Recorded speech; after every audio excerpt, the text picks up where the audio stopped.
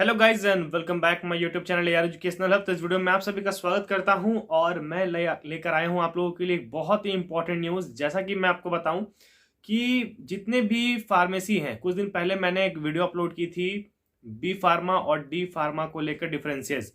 तो अब क्या है कि बी फार्मा और डी फार्मा में बहुत ज़्यादा बदलाव हो गया है। पहले क्या था, और देखिए एक और अच्छी बात भी क्या है कि अब जितने भी स्टूडेंट्स हैं, ऐसे स्टूडेंट जो कुछ क्या होता है कि उनको अटेंडेंस नहीं भी मिलता है कॉलेज में, और फिर भी उनके पास डॉक्यूमेंट्स होते हैं, फिर भी उनके पास लाइसेंस होता है, जिस जिस वजह से गली मोहल्ले मोहल्ले में कहीं ना कोई मेडिकल शॉप खुल जाता है और गलत दवाइयों की वजह से बहुत सारे पेशेंट की यहाँ पे डेथ भी हो जाती है। अब क्या है कि जो भी स्टूडेंट एग्जाम क्रैक करेंगे उनको ही लाइसेंस मिलने वाली है। भाई ये एग्जाम क्या है, तो मैं आप लोगों को बता दूं, जितने भी डिप्लोमा कोर्सेज हैं अब फार्मेसी में, उन सभी के लिए देना पड़ेगा एक एग्जाम, एग्जिट एग्जाम, जो जिनका नाम दिया गया है। इस एग्जिट एग्जाम से ही देने के बाद ही अब स्टूडेंट्स को लाइसेंस मिलने वाला है।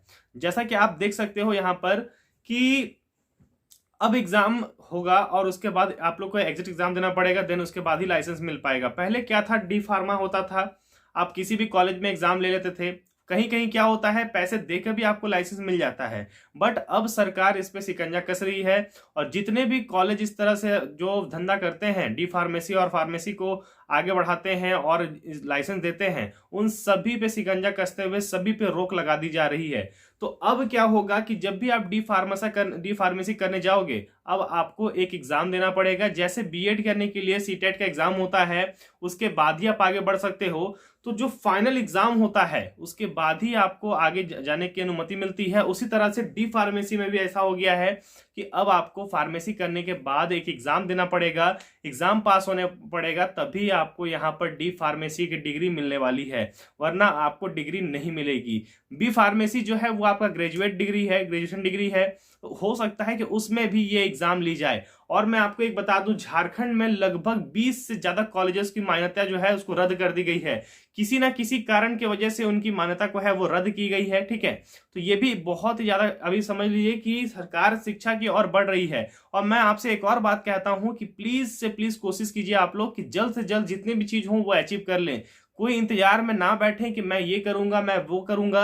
अगर आपको जिस चीज में सक्सेस नहीं मिल रहा है तो आप आगे बढ़ो, नहीं तो क्या होगा कि आप उसमें भी अटक जाओगे। क्योंकि अभी जो जनरेशन बाई जनरेशन चेंजेस जैसे आ रहे हैं, जैसे जैसे कोविड-19 खत्म हो रहा है, अब बहुत तेजी से सभी चीज में अब वृद्धि हो रही है। अब जो पहले आपको ही पता है, पहले बहालियां होती थी, पहले बहाली कैसे होती थी, वो उनके चचा लगते हैं, भाई लगते हैं, उनके दोस्त लगते हैं, रिश्तेदार लगते हैं, ऐसा होता था। अब ऐसा बिल्कुल नहीं है, अब आपको पूरी मेहनत करनी पड़ेगी। अब वो दिन चले गए, पैरवी वाले दिन चले गए हैं, अब बिल्कुल और बिल्कुल मेहनत करनी पड़ेगी।